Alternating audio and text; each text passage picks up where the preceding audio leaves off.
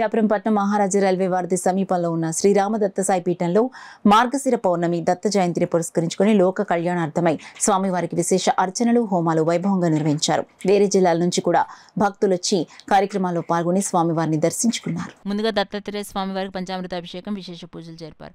అనంతరం ద్విభాష్యం సుబ్రహ్మణ్య శర్మ ఆధ్వర్యంలో పీఠం ప్రతినిధి వజ్రపు సత్యనారాయణ పర్యవేక్షణలో భక్తుల చేత కాశీ విశ్వేశ్వర స్వామి నవగ్రహాలకు విశేష అభిషేకాలు పూజలు సామూహిక దత్తవ్రతం నిర్వహించారు. అలాగే దత్త లక్ష్మీ గణపతి నవగ్రహ ధన్వంతరి మృత్యుంజయ హోమాలు జరిపారు. భక్తులకు పండితుల ఆశీర్వచనాలు అందించారు.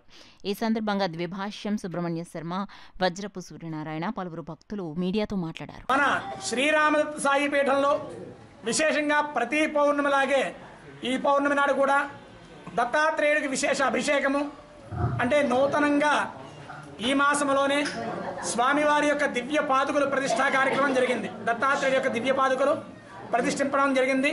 అలాగే బాలాత్రిపుర సుందరి సమేత చంద్రమౌళీశ్వర స్ఫటికలింగాన్ని కూడా ప్రతిష్ఠించి ప్రతిరోజు కూడా స్వామివారి పాదుకలకు విశేష అభిషేకాలు నిర్వహించడం జరుగుతోంది. దత్తాత్రేయ స్వామివారి మా ఇష్టదైవమైన కులదైవమైన స్వామివారి పుట్టినరోజు జయంతి సందర్భంగా ప్రతి నెల జరిగే కార్యక్రమాలన్నీ కూడా దిగ్విజయంగా నిర్వహించడం జరిగింది. ఈరోజు కూడా రాష్ట్రంలోని అన్ని జిల్లాల నుంచి ఇతర రాష్ట్రాల నుంచి కూడా ఇక్కడ అందరూ భక్తులు వచ్చి కార్యక్రమాన్ని బాగా అద్భుతంగానే ఈవేళ చేయించడం జరిగింది.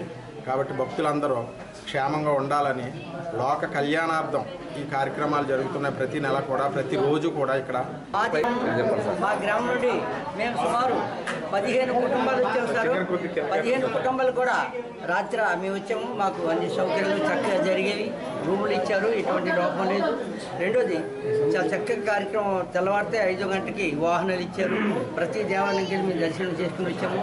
అనుకున్న సమయంలో ఈ హోమంలో పాల్గొన్నాము. దుమ్ముతమని చేసుకున్నాం కానీ ఒకేసారి ఇంతమంది భక్తులతో మాకు అన్ని హోమాలు చేయించారంటే సమావేశం కాదు. హోమము, అభిషేకము, తర్వాత ఒక యంత్రం ఒకటి ఇచ్చారు. ఆ యంత్రం మహాయంత్రం. అది ఆ యంత్రం చూస్తేనే మనకి బుర్ర ప్రదర్శిస్తుంది. ఎందుకంటే ప్రతి ఒక్కరు కూడా ఆ యంత్రాన్ని మీ ఇంటిలో, మీ షాపులో, మీ నీళ్ళలో పెట్టుకొని రోజువారీ శుక్రవారం మీరు పూజించుకోండి. దానివల్ల మంచి సత్ఫలితం మీకు అందుతుందని నా వినపం. బస్సు దిగిన కాంచి కూడా వాళ్ళు వెహికల్స్ ప్రొడక్ట్ చేయడం, రూములకి వెళ్ళడం అండి. రూముల్లో టిఫిన్ భోజన కార్యక్రమాలు అండి. ఉదయం మళ్ళీ 5 గంటకి ఆటోల ద్వారా మమ్మల్ని ఇక్కడ చేర్చడవుతాయండి. అయితే మేము ఇంటి దగ్గర చేసుకుంటే ఇంచుమించు 1,50,000 ఖర్చు అవుతుంది. అలాంటి చేసుకోలేని మాలాంటి వారికి, మాలాంటి మధ్యతరగతి వారికి కూడా, మాలాంటి పేదవాళ్ళకి కూడా ఈ అవకాశం చేరిపోయిన పీఠ వారికి కూడా పేరున దత్తాత్రేయ పీఠ వారికి ధన్యవాదాలు. వారందరికీ ప్రత్యేకించి ధన్యవాదాలు తెలుపుకుంటున్నాం.